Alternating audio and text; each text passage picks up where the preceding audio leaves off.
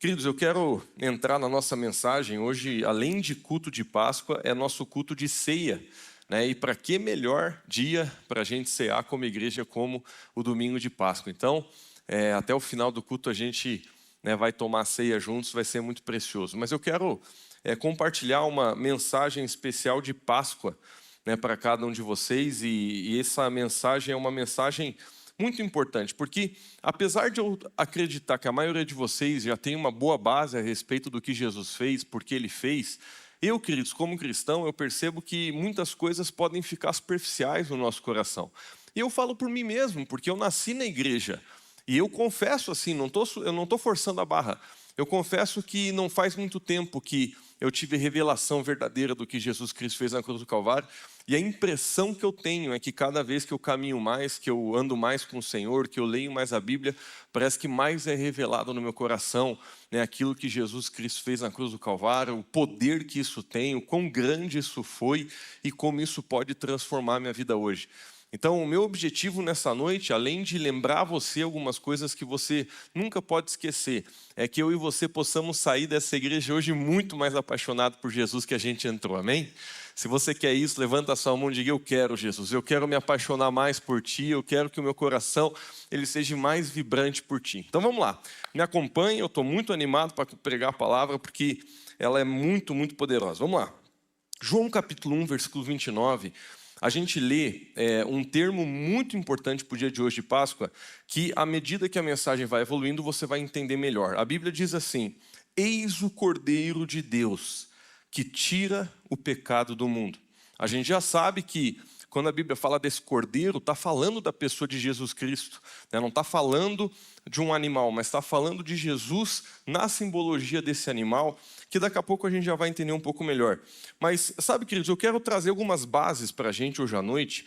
Por mais que as perguntas pareçam básicas, a resposta muitas vezes pode ser mais profunda do que a gente imagina. E a primeira pergunta que eu queria fazer nessa noite é: por que precisamos de um Salvador? Sabe, eu vejo assim, a gente nasceu no Brasil, e o Brasil é um país, entre aspas, cristão. Por que eu falo entre aspas? Porque boa parte do pessoal crê em Jesus, mas não vive aquilo que Jesus mandou. Né? Assim, aquela pessoa que acredita em Jesus, mas não pratica nada do que Ele falou.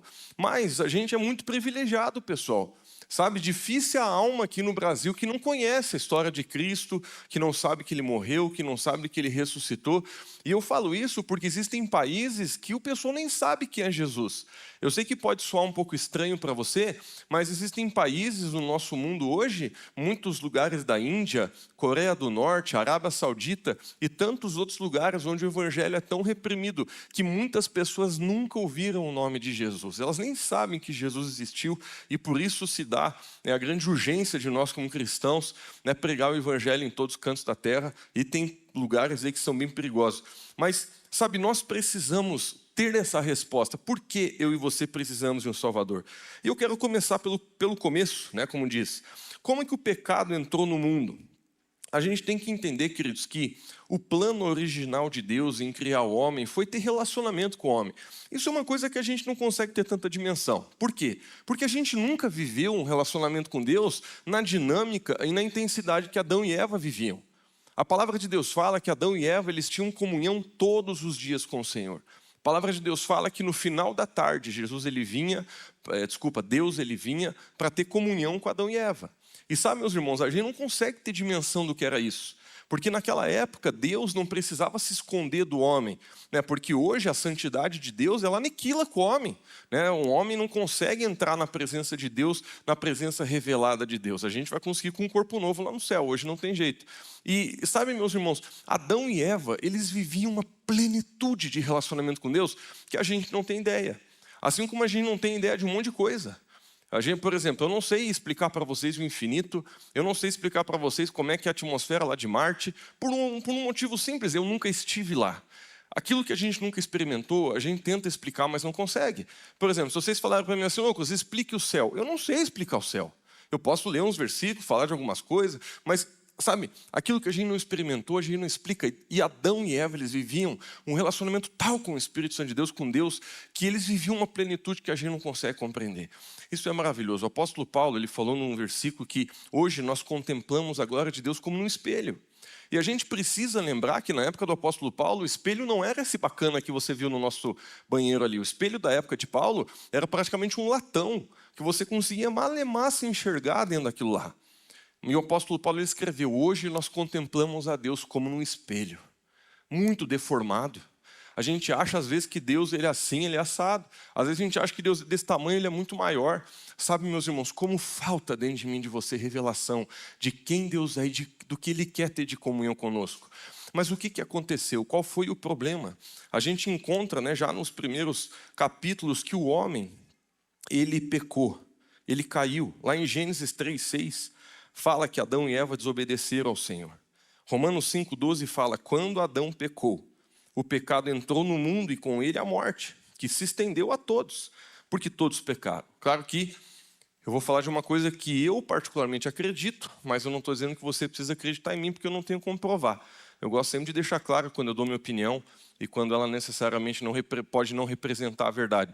Eu acredito, pessoalmente, que Adão e Eva, eles viveram 900 e tantos anos depois do pecado. É como se o cronômetro começasse a contar depois que eles pecaram. Por que eu acredito nisso? Primeiro porque a própria palavra de Deus fala que no dia que eles pecassem, eles iam morrer. E a Bíblia também diz que eles não morreram no dia da circunferência do Sol aqui com a Terra que aconteceu. Eles viveram 900 e tantos anos, muito mais. E o que a Bíblia diz? Que um dia para Deus são como 1000 anos.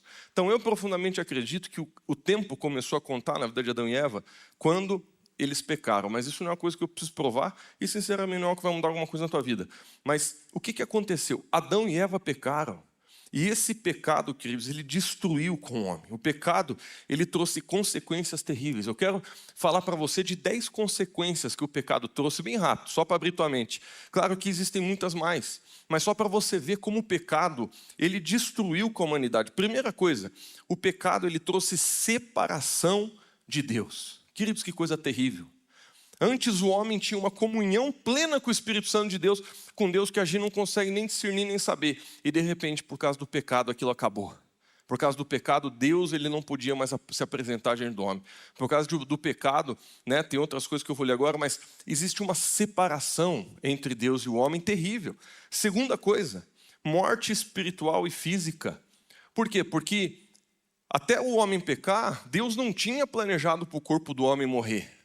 Então, não só o pecado trouxe morte física, mas trouxe a pior de todas, que é a morte espiritual. Nos maiores lugares da Bíblia, quando a Bíblia fala de morte, na maioria das vezes está falando do inferno. Não está falando da morte física.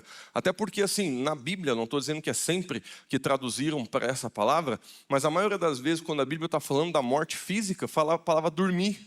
Fala assim, esse é o termo que às vezes a Bíblia usa. Então, queridos, a morte espiritual é a pior. Porque fala da nossa eternidade longe de Deus. Fala de a gente estar eternamente separado do Senhor. Terceira coisa que o pecado fez, ele corrompeu a natureza humana. Hoje eu e você temos uma natureza pecaminosa. Hoje eu e você temos um coração enganoso. A gente já nasce assim. É incrível, é só você olhar para o teu coração que você vai ver que é verdade. A não ser que alguém me prove o contrário. Quem aqui acorda com vontade de orar, de ler a Bíblia, de santidade, de amar as pessoas? Quem aqui acorda com vontade de tratar todo mundo bem? Quem aqui acorda com vontade de fazer tudo certo toda hora? Quem aqui não tem vontade de pecar, não tem vontade de dar soco na cara de ninguém? Nossa, gente, eu olho para a minha vida e eu sinto a inclinação do pecado dentro do meu coração. O que criou isso? Foi Satanás que criou isso através do pecado. E o pecado levou a natureza do humano a ser invertida. Hoje a natureza nossa está para baixo, não está para cima. Hoje, se você não busca Deus, você se afasta dos princípios. Hoje, se você não é proativo em buscar o Senhor, em buscar a santidade de Deus, você sabe que o teu caráter vai à bancarrota. Então, o quarto ponto, queridos, o pecado trouxe culpa, condenação. O homem começou a se sentir sujo. Você vê que Adão e Eva se escondem. Eles começam a sentir coisas terríveis no seu coração. Quinto ponto, a perda da paz interior. Meu irmão, não se engane, a única pessoa que pode te dar paz é a pessoa de Jesus Cristo. E essa paz é uma paz que excede o entendimento. Às vezes eu vejo umas pessoas confundindo paz com tranquilidade. Querido, se você tem dinheiro, olha, eu não acho nada de errado você comprar uma ilha deserta. Compre uma ilha deserta, construa uma casa, sabe, ninguém perto, ninguém incomodando, ninguém fedendo, ninguém. Você vai ter tranquilidade, que é uma coisa boa, que é uma coisa que se você puder ter, vai até fazer bem para a tua cabeça. Mas isso não é paz. Porque a paz de Deus, ela existe até no meio da turbulência. A paz de Deus até no meio da tempestade. E quantos aqui sabem que às vezes a vida vira assim uma tempestade? Às vezes vem problemas, vem circunstâncias sobre a nossa vida. Mas a promessa de Deus é, existe uma paz que excede o entendimento. E essa paz vem de Jesus. Essa paz, meu irmão, vem da nossa reconexão, da nossa reconciliação com Deus. Eu vou te falar e nunca mais se esqueça. Nada traz mais paz para o coração do homem do que ele saber que ele está bem com seu Deus. Do que ele saber que ele está bem com seu Pai. Que ele está bem com seu Criador. Queridos, nada traz mais paz, porque você sabe, se eu morrer hoje, eu quero viver mais, mas se eu morrer hoje, eu estou em paz, porque eu estou em Cristo, eu tô reconciliado com o meu Senhor. Mas, queridos, como é terrível você viver a sua vida sabendo que você está longe de Deus, que você não é reconciliado com Deus, sabendo que no seu coração Deus não tem um lugar. Isso é muito ruim, e o pecado trouxe isso ao mundo. Outro ponto aqui, maldição sobre a criação. A gente vê que até o planeta, os animais, tudo começou a inverter. Vergonha e perda da identidade. O homem já não sabe mais quem é, fica toda hora correndo atrás de valor. Hoje a moeda do mundo não é dinheiro, é valor. As pessoas querem dinheiro para ter valor. O que eu e você queremos, e a gente estuda, trabalha, se quebra, se mata para conseguir, é valor. A gente perdeu isso por causa do pecado. Por isso que às vezes a gente até de forma desordenada quer crescer, sabe, coisas boas, coisas que deveriam ser boas, mas porque a gente não tem identidade, a gente espera que nelas a gente encontre o prazer, a paz e aquilo que a gente tanto busca.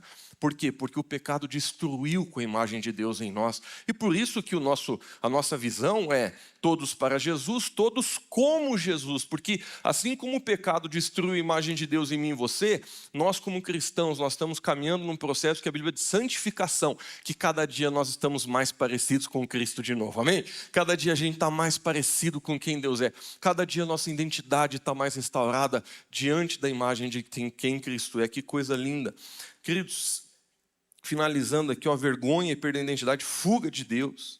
Eu e você, a gente foge de Deus, às vezes você não para pensar, mas quando a gente era inimigo de Deus, o termo que a Bíblia usa em Romanos, quando nós estávamos longe do Senhor, nós muitas vezes até ficava brabo. Eu não vou nem pedir para você levantar a mão, mas eu tenho certeza que a gente tem pessoa aqui que até ficava chateado, assim com raiva, quando alguém tentava falar de Jesus para você. Por quê, queridos? Porque o pecado, ele traz essa inimizade do nosso coração com relação a Deus. Eu não vou pedir para você levantar a mão, mas eu tenho certeza que a gente tem dezenas de pessoas aqui que você, antes de conhecer Jesus, você sentia até um remorso, até uma coisa ruim, quando alguém queria te falar de Cristo. Quantos testemunhos eu já ouvi de pessoas falando: Lucas, eu não podia nem ouvir o nome de Jesus, eu não podia nem passar na frente de igreja. Quando me convidaram para ir para a célula, nossa, eu tentei me livrar de tudo que é jeito. Por quê? Porque o mundo, longe de Deus, quer fugir de Deus. Isso é o que? Consequência do pecado. Agora, olha isso, queridos, o 9, perda do acesso à presença de Deus. Os versículos estão ali, eu não vou ler, não tenho tempo, mas você pode depois, eu mando essa apresentação para ti nos grupos de WhatsApp. Mas, querido, presta atenção comigo, olha uma coisa que a gente não para. A gente já nasceu no tempo da graça, num tempo onde o véu se rasgou, onde o acesso está liberado, onde a gente pode encontrar Deus na nossa vida se a gente realmente buscar. Mas se você olhar para o Velho Testamento, queridos, as pessoas não tinham acesso a Deus. Se não fosse o que Jesus Cristo fez na cruz do Calvário, a gente até hoje não teria acesso à presença de Deus. As pessoas, elas não tinham acesso a ter uma vida devocional, a ter comunhão com o Espírito Santo, a ter uma vida de oração. Tu para pensar, você viver num tempo onde você não tem acesso à presença de Deus. Por isso que o pessoal ficava tentando fazer ritual, o pessoal ficava matando animal, o pessoal ficava tentando fazer as coisas, porque eles não tinham acesso. Aí tinha algumas formas de eles conseguirem remissão de pecado, algumas outras coisas, mas o acesso não se tinha. Meu Deus do céu, que coisa horrível. Hoje, queridos, por causa de Cristo, nós temos acesso ao Senhor. Por causa do que Jesus Cristo fez na cruz do Calvário, a gente pode se ajoelhar, a gente pode orar, a gente pode ter comunhão com o Espírito Santo, a gente pode receber o amor de Deus, a gente pode ser curado, a gente pode ser liberto, a gente pode ser transformado. E olha só que maravilha, às vezes nem precisa alguém ministrar você, às vezes lá no teu quarto, porque você tem acesso, porque Jesus conquistou esse acesso. Eu e você, nós podemos estar nos pés do nosso Pai, sendo curado e transformado. Queridos, isso Jesus conquistou na cruz do Calvário. E o último aqui, porque não tem como a gente aliviar, a condenação eterna. O pecado, ele trouxe a condenação eterna, o inferno. A palavra de Deus fala que aquele que está em Cristo vai viver a eternidade com Cristo, no céu, por toda a eternidade. Mas aquele que está longe, ele vai ser condenado. Hoje de manhã eu estava em Florianópolis pregando na igreja da minha irmã e teve batismo lá das águas, foi muito bonito. E eu sempre me emociono muito no batismo, eu estava lá assim, chorando dentro de mim, assim, nossa, que coisa linda, 4 pessoas foram batizadas hoje. E eu fui fazer um story, e eu fiz um story de uma pessoa batizando, e aí eu pensei, lembrei daquele versículo, quem crê e for batizado será salvo. Eu pensei, nossa, é a melhor coisa para eu escrever nessa minha história. Aí eu fui lá no Google, puxei o versículo, Mateus 16, e eu cheguei lá, nossa, vou pegar o versículo inteiro. Aí, querido, sabe o que é o final do versículo? Quem crê e for batizado será salvo, mas quem não crê será condenado. Confesso para vocês que eu pensei, rapaz, mas uma história bonita desse, eu não vou pesar o clima. Eu tirei o será condenado, acho que até pequei, botei uma reticencinha assim, mas eu me redimi depois, quando eu estava pregando lá essa mensagem, eu falei, ó pessoal, eu tirei o será condenado, pensei ali, né, que eu não queria criar um clima tenso, mas meus irmãos, eu não vou aliviar para vocês, é isso aqui, quem não crê será condenado. E o objetivo nunca é trazer medo, mas a gente precisa ser alertado. O evangelho não é conto de fada. Jesus não veio morrer para ficar famoso. O evangelho é para salvar o perdido, que é eu e você do inferno, gente. Do inferno. Se nós não aceitarmos Jesus no nosso coração, se nós não nos rendermos a Deus, o nosso destino é certo, é a condenação eterna. É o inferno eterno. E uma vez que você estiver lá, não tem mais como sair. É uma coisa terrível. É uma coisa assim que a gente chega nem tentar, a gente não consegue compreender o tamanho da tristeza que é isso. Mas o pecado, meus irmãos, ele trouxe muita coisa ruim para a humanidade. O pecado, ele não é apenas um erro, mas ele é uma ruptura do relacionamento. E quem entende isso são pessoas que querem viver em santidade, porque acima de tudo querem um relacionamento com Deus. Como é lindo a gente entender isso. Agora, o problema do pecado, queridos, é que a gente tem que entender algo, ele exige pagamento. E aqui que eu quero começar a trazer um pouco de contexto para você, que eu acho que vai abençoar muito a sua vida. Deus é amor, mas Ele também é justo. Lá em Salmo 89:14, a Bíblia fala que justiça e juízo são a base do trono de Deus.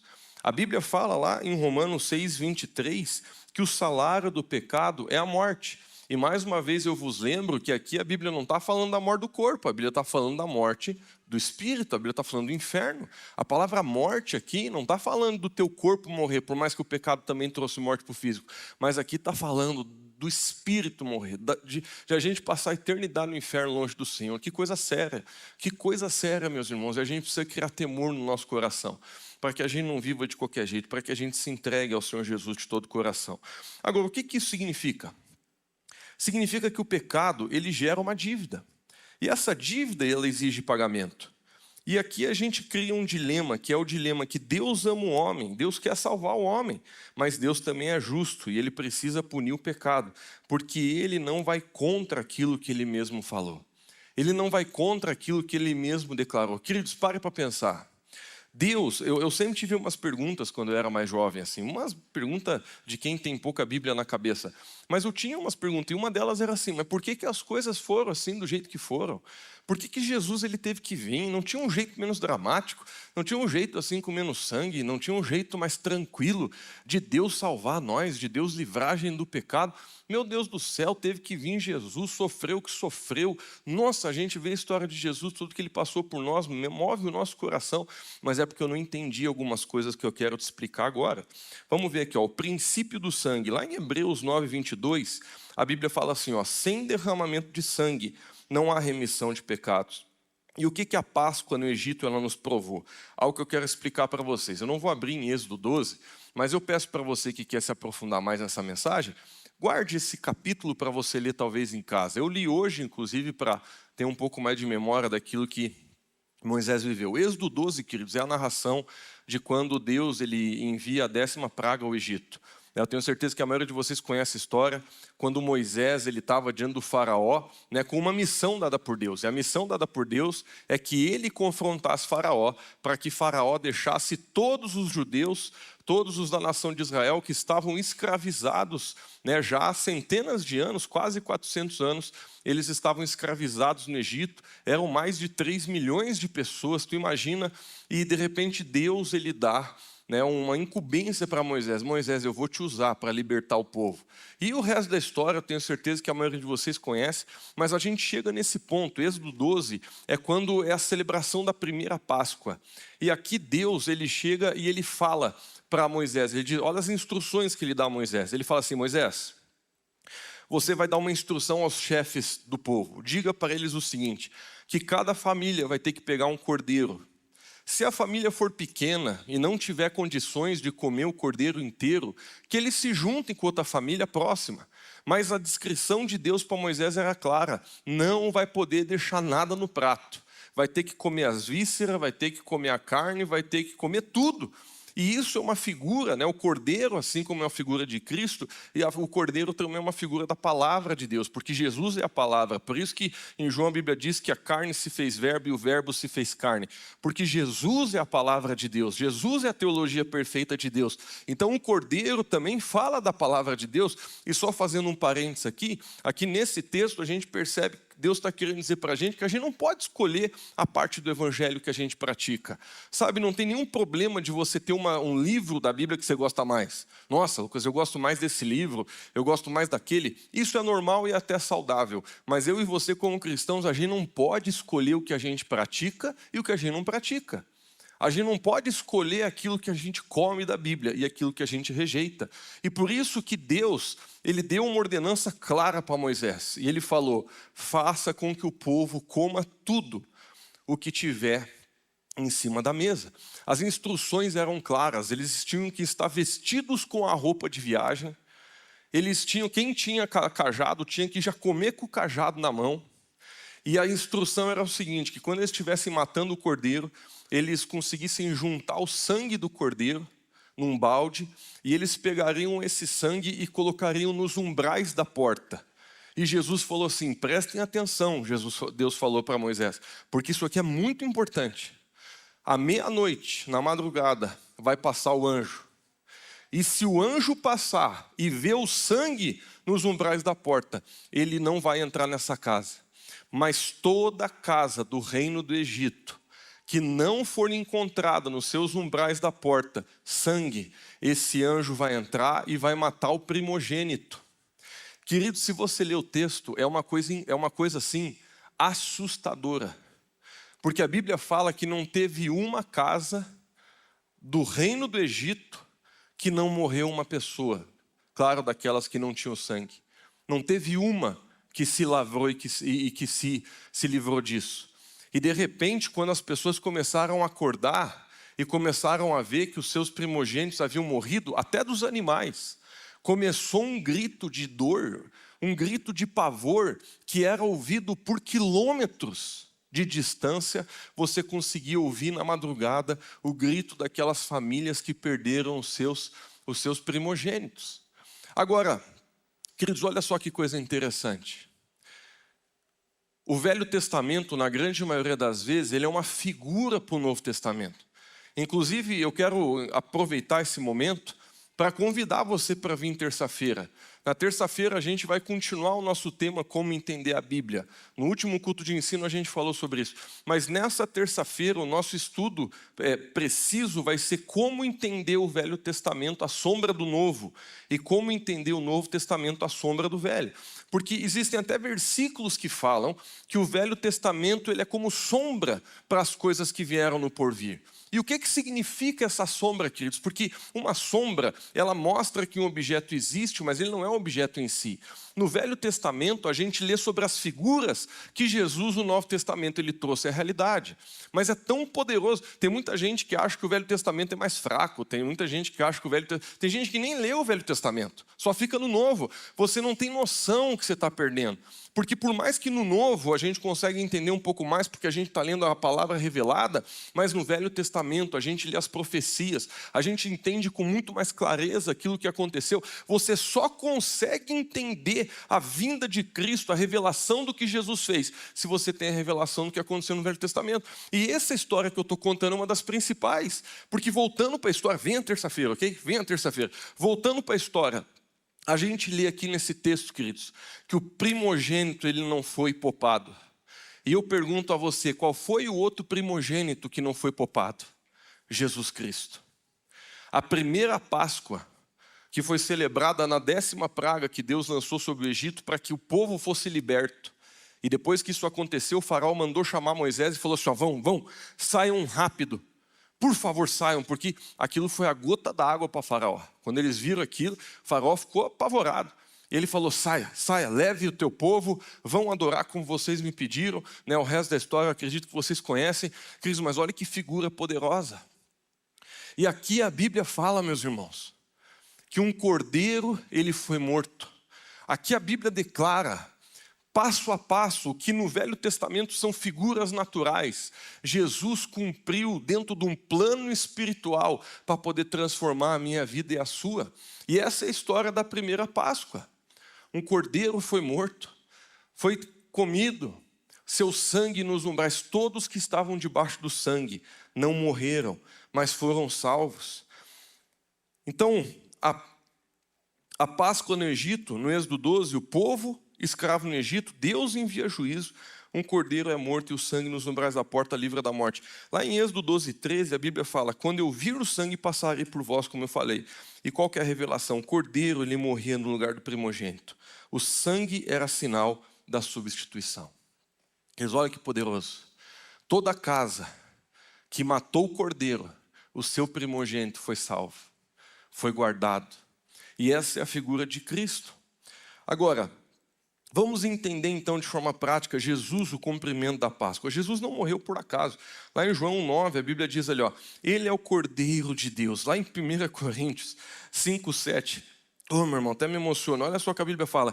Cristo, Jesus, o apóstolo Paulo falando na igreja de Corinto, nosso Cordeiro Pascal foi sacrificado.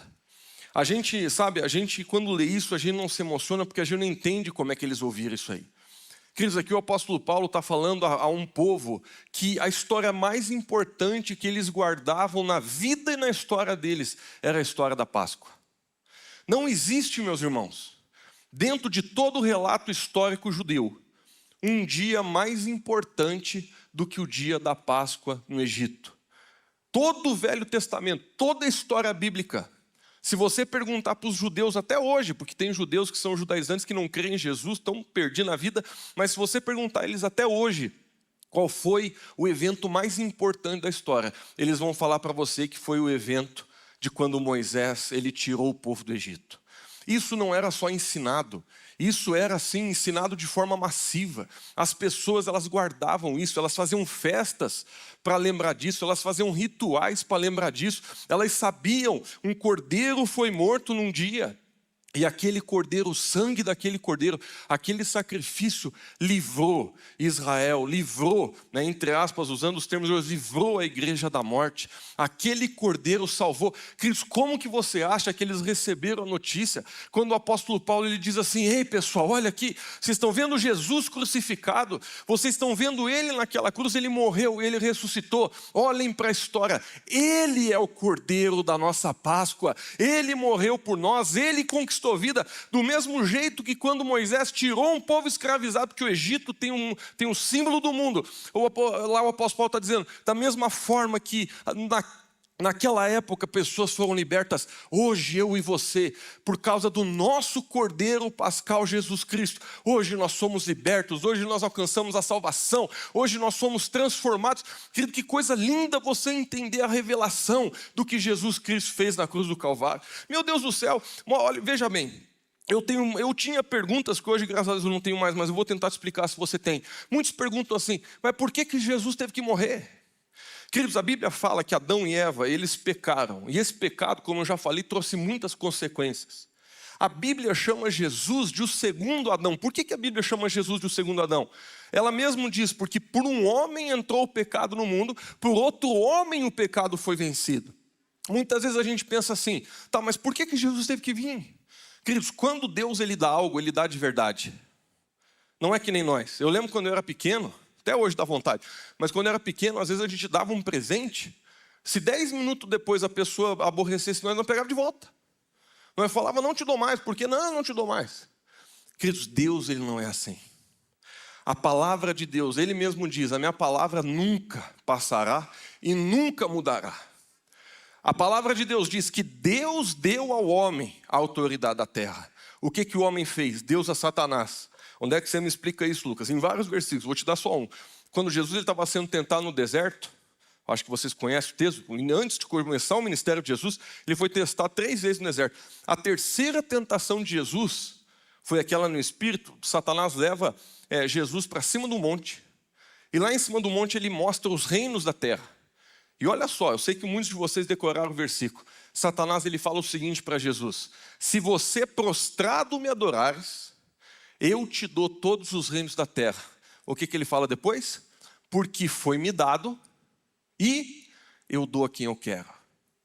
Quem que deu os reinos da terra para Satanás? O homem através do pecado. Nós demos autoridade. Por que você acha que Jesus, depois que ele ressuscitou, você nunca vê Jesus falando isso antes de ressuscitar? Jesus, depois que ressuscitou, antes de subir ao céu, ele olha para os discípulos e diz assim, toda autoridade me foi dada no céu e agora na terra. Ele nunca tinha falado isso antes de morrer e ressuscitar. Porque Jesus tinha autoridade no céu. Eu sei que é estranho falar isso, né? Porque a gente diz que Deus é todo poderoso. Ele é. Mas uma vez que ele deu algo para alguém, ele deu. E ele não vai contra a sua própria palavra. E Jesus mesmo falou, agora toda autoridade me foi lá no céu e na terra. Então, olha o pepino que a gente entrou, gente. Sabe, às vezes a gente está virado nessa cultura brasileira cristã, a gente é tão superficial na revelação do que Jesus fez. Porque entra na nossa, Natal, Páscoa, e a gente fica celebrando as coisas, o menino Jesus, ele vive, ele é paz, ele é alegria, ele não sei o quê. Meus irmãos, só com todo carinho e respeito, eu sei que é assim mesmo, não estou amargurado, mas como o mundo é superficial a respeito da revelação de Cristo. É só tu olhar hoje tuas redes sociais, gente que não vive para Deus postando ele vive. Gente que nem perdoa o seu irmão, ele vive. Gente que muitas vezes não tem nem coração para buscar uma vida no mínimo de santidade, mas chega na Páscoa, nosso Senhor, Salvador, ele vive. Meus irmãos, com todo carinho, o que nós precisamos é ter uma revelação que realmente nos salve. Porque muita gente está vivendo tão superficial. A Bíblia chama Jesus de o segundo Adão. Um homem ferrou com tudo. Desculpa meus termos, tá? Mas é o que eu tenho.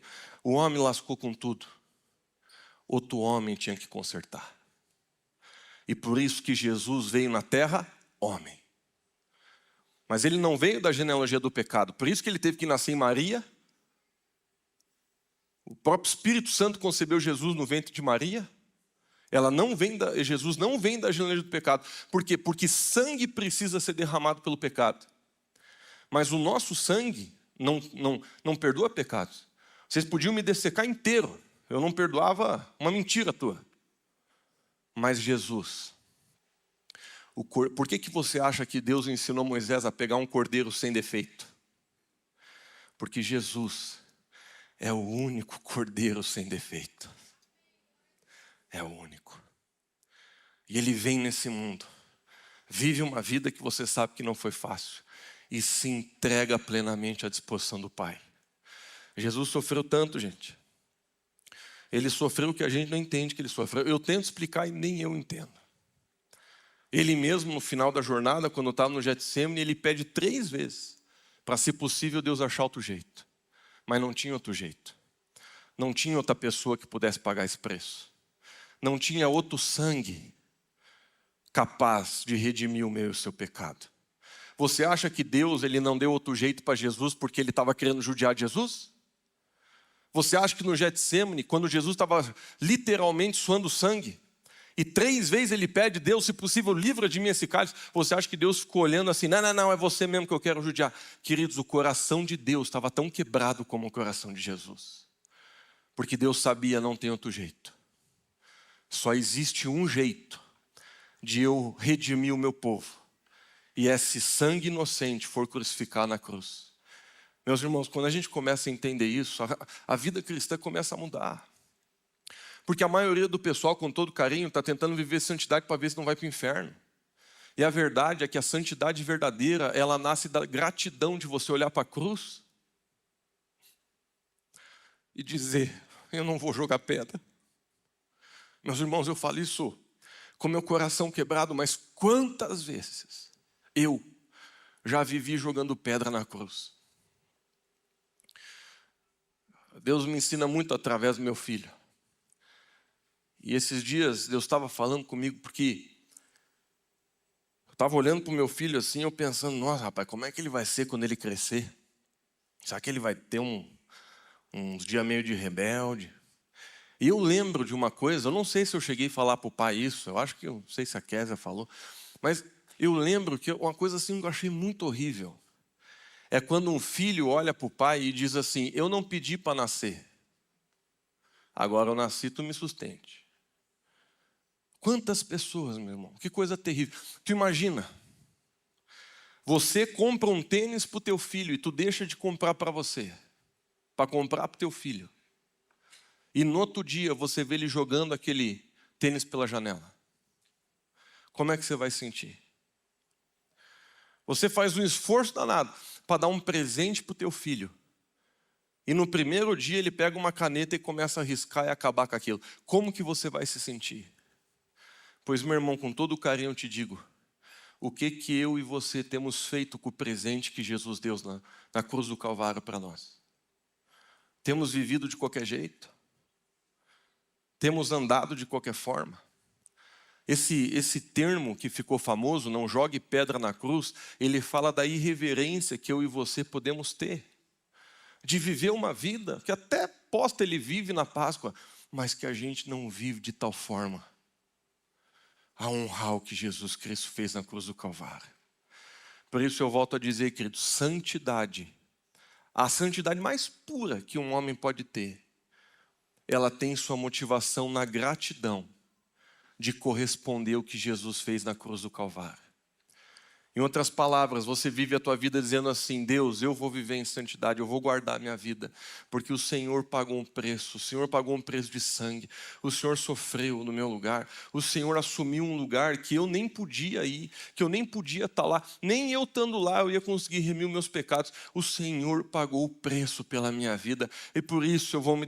Por que você acha, meus irmãos, que o apóstolo Paulo dizia, eu vou me deixar ser gasto pelo evangelho, porque ele era retardado, ele era louco? Não, o apóstolo Paulo ele tinha convicção, Jesus morreu por mim, eu vou me deixar ser gasto. Você que é líder de célula e se sente cansado, sabe aquilo que restaura a nossa força? É quando a gente fecha o nosso olho e a gente lembra, oh Jesus, tu sofreu tanto mais por mim, o que é isso que eu estou passando por ti? Olha, Cris, eu vou falar com todo carinho para você, não para supervalorizar meu papel, mas não é fácil ser pastor. Ser pastor é uma coisa muito difícil. E a única coisa que sustenta uma pessoa no ministério é ela olhar para a cruz e ela ver o que Jesus fez. Não querendo menosprezar a tua dor com todo carinho, mas quando uma pessoa tem revelação do que Jesus passou por você, tudo que você passa vira nada. Nossa, uma pessoa me traiu aqui, está falando mal de mim? Pois bem, o meu Senhor traíram muito mais, passou muito mais perrengue, passou muito mais dor. O que é o que eu estou passando perto do que Jesus passou por mim? Eu não vou regredir, eu não vou andar para trás, eu vou continuar firme naquilo que Deus tem para mim, porque o meu Senhor Jesus morreu pela minha vida. Não tem dor que me faça parar, não tem gente que me traia que faça eu sair do ministério, porque eu sei o que Cristo fez por mim. Meus irmãos, toda a nossa motivação é Cristo. Toda a nossa motivação é Cristo. E se os teus olhos estão nele, você nunca vai parar a tua jornada. Se os teus olhos estão nele, sabe, você até pode lutar contra o desânimo, mas você vai vencer no final do dia, porque você coloca os teus olhos em Jesus, tu fala, eu sei o que ele passou, e eu sei que ele me dá capacidade para passar o que eu estou passando, porque lá na cruz ele venceu, lá na cruz ele conquistou para mim, queridos, que coisa linda. Tudo apontava para Jesus. O Cordeiro do Êxodo, o sacrifício dos Antigo Testamento, Isaías 53 é uma pintura. Você não encontra no Novo Testamento um capítulo que descreva com mais beleza, beleza entre aspas, porque a coisa foi feia, mas você não encontra um capítulo no Novo Testamento que descreva o sacrifício de Jesus melhor do que um que foi escrito centenas de anos antes de Jesus vir. Isaías 53. Ele foi ferido pelas nossas transgressões, moído pelas nossas pisaduras. O castigo que nos traz a paz estava sobre ele. Pelas suas pisaduras nós somos curados. A Bíblia continua descrevendo o que Jesus fez, o poder que ele liberou, que coisa maravilhosa. Agora, por que Jesus precisou morrer daquela forma? Por causa do princípio da substituição. Lá em 2 Coríntios 5, 21, a Bíblia diz assim, pois Deus, queridos, prestem atenção nesse texto, pois Deus fez de Cristo, aquele que nunca pecou, a oferta pelo nosso pecado, para que por meio dele fôssemos declarados justos diante de Deus. Queridos, Jesus tomou o nosso lugar. Jesus foi para o lugar que nenhum de nós tinha capacidade de ir. E às vezes a gente não compreende que ele não precisava ter ido. A palavra de Deus fala em João 3,16 que Deus, ele amou o mundo de tal maneira que ele deu seu único filho, seu primogênito, para que todo aquele que nele crê não pereça, mas tenha vida eterna. Mas a Bíblia deixa claro, a motivação, o porquê ele foi até o final, foi o amor. Porque Deus amou o mundo. Ele se colocou no nosso lugar. Lá em Romanos 3,25, a gente vê que Deus o presenteou como sacrifício. A cruz, ela resolveu esse dilema. A gente precisava dar um jeito de pagar a nossa dívida. E por isso que os termos bíblicos são esses, são termos de transação econômica. Porque inclusive na época de Jesus, eu não quero me aprofundar tanto, mas na época de Jesus ainda era o Império Romano que estava dominando, já há muitos anos. E o Império Romano, ele tinha leis muito claras de dívida. Pessoas que tinham dívida, elas viravam escravas das outras. E por isso que quando Jesus ele veio, o apóstolo Paulo, quando estava escrevendo aos Gálatas, ele falou assim, Jesus pagou o escrito de dívida que estava sobre você. Porque o apóstolo Paulo usou uma figura da época para explicar para aquele povo que Jesus tinha feito. Para nós, às vezes, não faz tanto sentido, porque a gente não sabe o que é um escrito de dívida. Queridos, era a tua ficha corrida. Escrito de dívida era a declaração de tudo aquilo que você fez na tua vida, aquilo que você deve. E aí o apóstolo Paulo fala assim, pois Jesus na cruz do Calvário, ele cravou na cruz todo o nosso escrito de dívida, ele pagou o preço, ele venceu o pecado, ele venceu a morte, ele conquistou o céu para todo aquele que nele crê. Romanos 5,8, a Bíblia fala, mas Deus nos prova seu grande amor ao enviar Cristo para morrer por nós, quando ainda éramos pecadores. Que amor incrível, queridos. A própria Bíblia fala, se a gente continuar lendo, porque pode ser que uma pessoa pelo seu se anime a morrer, mas morrer por um inimigo, morrer por alguém que muitas vezes nem a cara vira. Sabe que Jesus morreu por aqueles que os crucificaram. Às vezes eu sei que essa frase é um pouco clichê, mas ela é verdadeira. Muita gente acha que quem crucificou Jesus foram os soldados. Queridos, quem crucificou Jesus foi eu e você. Foi o nosso pecado, foi a nossa imoralidade, foi a nossa rebeldia. E você pode tentar ser a melhor pessoa que você puder. Se o sangue de Jesus não estiver sobre a tua vida, o julgamento um dia vai vir sobre você. Da mesma forma que veio sobre a 10ª praga no Egito, vai vir sobre a nossa vida. A 10ª praga é uma figura, é uma sombra do Velho Testamento que nos mostra o que Jesus cumpriu no reino espiritual no Novo.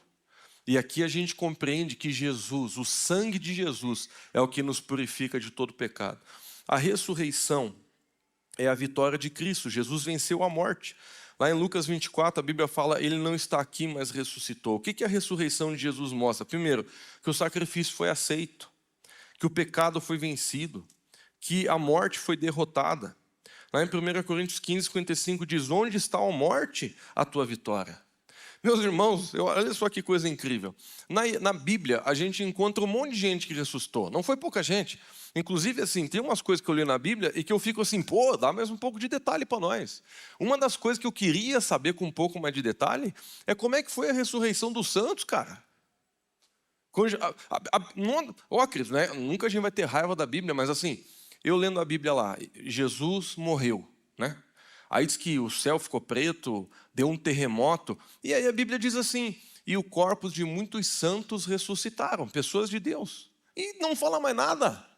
Eu não sei, desculpa, tá, querido, mas eu gosto muito de filme de zumbi, essas coisas. Eu fiquei imaginando, mas como é que foi? Saiu a mão da terra assim, pá, e todo mundo começou a sair. Eu imagino que não. Mas a Bíblia fala que muitos santos ressuscitaram.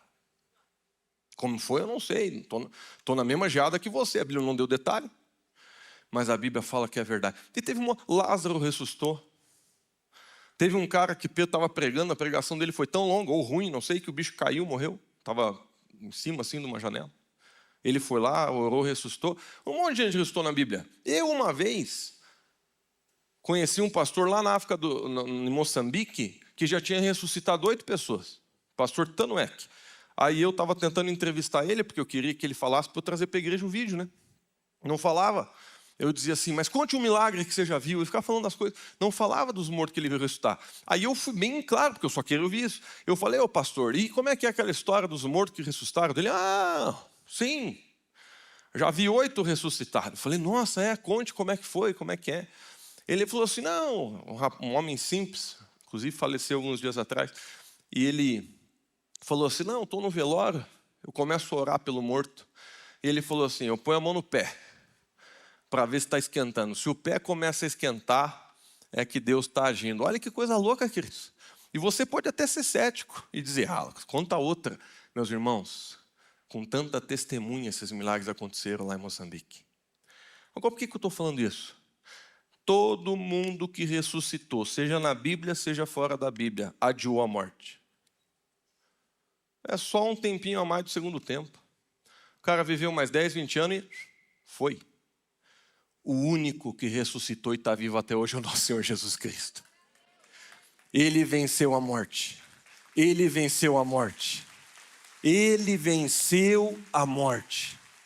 Todo mundo que ressuscitou para daqui a pouco morrer. E que bom que ressuscitou, não estou diminuindo isso. Mas quem ressuscitou para nunca mais ver a morte é Jesus Cristo. E essa é a promessa que Deus dá para cada um de nós como igreja. Você, ainda que morra, viverá. Que promessa incrível, meus irmãos. Aquele que está em Cristo, ainda que morra, viverá. Viverá. A gente não precisa temer nem da morte. Claro que a gente não quer morrer, quer viver umas coisas boas. Mas, mesmo que a gente morra, a gente sabe que é só um até logo. Porque em breve nós vamos estar com o nosso Senhor e com nossos irmãos para a eternidade do céu. Não sei como é que vai ser, não me pergunte, que eu não sei, e eu acho que quem fala que sabe está mentindo. A gente não sabe, não está na Bíblia os detalhes. Mas nós vamos estar com o Senhor para a eternidade. Jesus venceu a morte, meus irmãos. E é lindo a gente entender que o significado da Páscoa, ela é salvação pessoal para mim e para você. Efésios 2,8, pela graça nós somos salvos.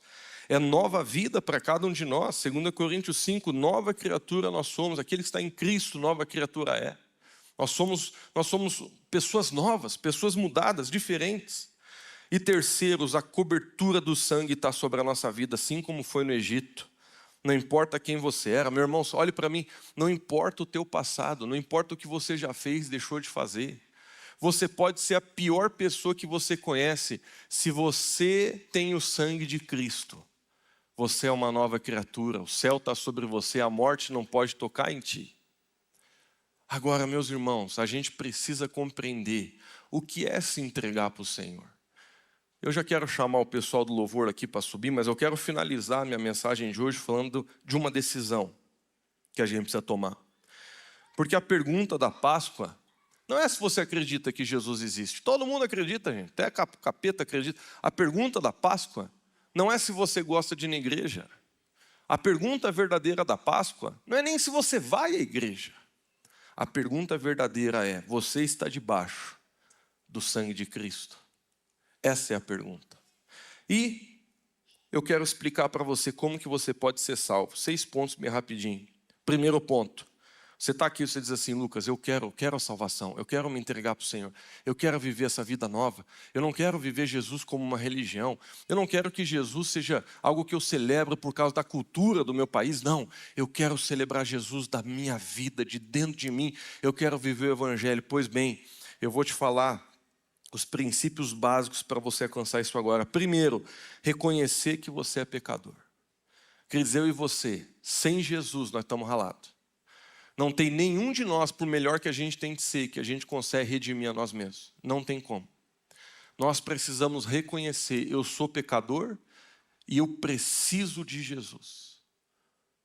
Eu não sou completo em mim mesmo, eu não tenho força nenhuma em mim mesmo. Tem gente que acha, né, que você tem força em você mesmo. Querido, com todo respeito, não se ofenda comigo, você não tem nada.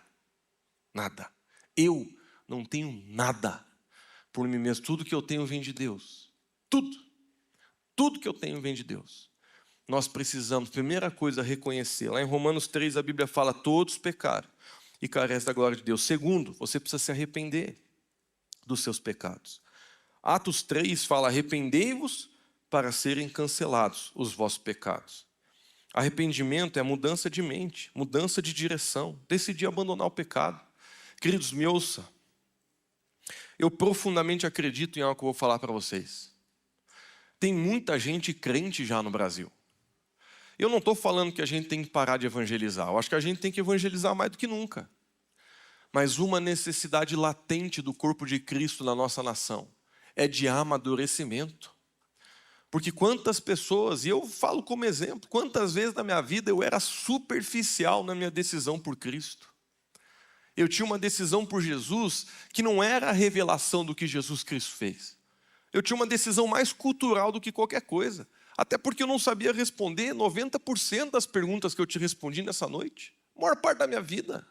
Eu não sabia responder por que Jesus fez o que fez, por que teve que ser Ele. Eu não conseguia entender o poder do sangue de Cristo. Eu não conseguia entender o presente da salvação. Eu não conseguia compreender isso no meu coração. Como que você vai tomar uma decisão verdadeira por Jesus se você não entende que Ele tomou o teu lugar? Queridos, o Evangelho não é complicado. O Evangelho, você não precisa de 10 horas de aula para você estar preparado para aceitar Jesus. O Evangelho, queridos, ele é simples, mas ele não pode ser diluído. O Evangelho é simples, mas ele não pode ser rasgado em pedaços. E nós não podemos pegar só um pedaço que nos importa por causa do nosso ego. Quando a gente fala que a gente precisa entregar a nossa vida para Jesus, é entregar mesmo, gente. Isso aqui não é figura de linguagem, não. Entregar a vida para Jesus não é você vir para a igreja entregar e amanhã você sair mentindo, fazendo o que você quer, vivendo uma vida torta. Não estou dizendo que a gente é perfeito ninguém é, mas quantas pessoas, e eu vi isso por tanto tempo na minha vida, filho de pastor na igreja, liderando célula, e eu encontrei dentro de mim um coração que não era convertido de verdade. Como é fácil a gente chegar na Páscoa e celebrar Jesus só por causa da nossa cultura. Mas a verdadeira celebração de Cristo está na nossa forma de vida. Sabe o que é arrependimento? Vou te falar de uma forma que talvez você nunca ouviu. Arrependimento, ouça, é você lembrar do jeito que você pensava e se assustar. Isso é arrependimento. Arrependimento é quando você está vivendo e tu diz assim: rapaz, como é que eu tratava minha esposa daquele jeito? Arrependimento é você estar vivendo com Cristo hoje e de repente você diz: rapaz, como é que eu era imoral daquele jeito? Como é que eu entrava em pornografia daquele jeito? Como é que eu mentia? Meu Deus do céu, como é que eu tratava as pessoas? Arrependimento é uma mudança de mente tal que só de você lembrar como você era. Claro, a gente não entra em depressão porque Jesus nos livrou da culpa, mas a gente dá uma risada sarcástica dizendo: meu Deus, Eu era louco. Eu não tinha nada na cabeça. O verdadeiro arrependimento é uma transformação da forma de pensar, meus irmãos. Pode vir acompanhado de choro? Pode, na maioria das vezes vem, porque vem uma dor no nosso coração, a gente quer pedir perdão para Jesus. Jesus me perdoe, olha o que eu fiz. Mas o arrependimento verdadeiro, ele leva você a olhar para trás um dia e dizer, meu Deus, olha de onde Jesus me tirou. Olha das atitudes que Jesus me tirou. Sabe, queridos, a coisa mais linda. Eu nem falo para as pessoas, porque eu não quero travar a conversa. Mas às vezes eu estou conversando com alguém e a pessoa começa a falar como é que era o passado. Nossa, Lucas, meu Deus, eu tocava o terror, cara. Eu era retardado.